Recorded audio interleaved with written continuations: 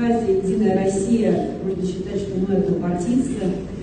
С 2011 года у нас подписано соглашение. Я благодарна вам, что, во-первых, вы меня пригласили на съезд. Ну, во-вторых, многие из вас являются моими избирателями. Я представляю Абхазию в Государственной Думе как депутат Государственной Думы. Вы за меня голосовали. Огромное вам за это спасибо. И я не скрываю свою любимую Абхазию, потому что даже Вячеслав Викторович Володин мне сказал, я еще нахожусь в межпарламентской комиссии по взаимодействию с Абхазией, он мне всегда говорит, когда тебе нужно поехать в Абхазию, только скажи, я тебя всегда пушу.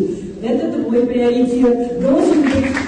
Поэтому я это всегда выдерживаю, и огромное спасибо Сергею Мироновичу, потому что в свое время, в 2011 году, когда подписывалось соглашение, он меня рекрутировал, он меня прям взял и очаровал. Очаровал в Абхазии, сказал, что приезжай, я приехала, сразу посмотрела, и на всех этапах за эти годы была рядом, и очень радуюсь сейчас на то, что вот такое обновление.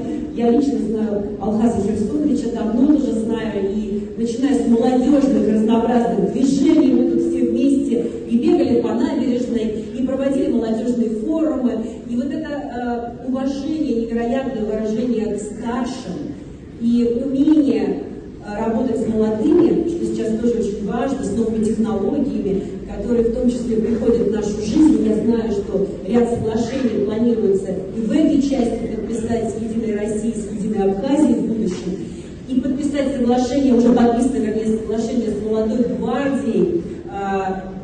Единая Абхазия подписала, это следующий этап. Я знаю, что есть определенные планы, о которых будет сегодня тоже озвучено на съезде.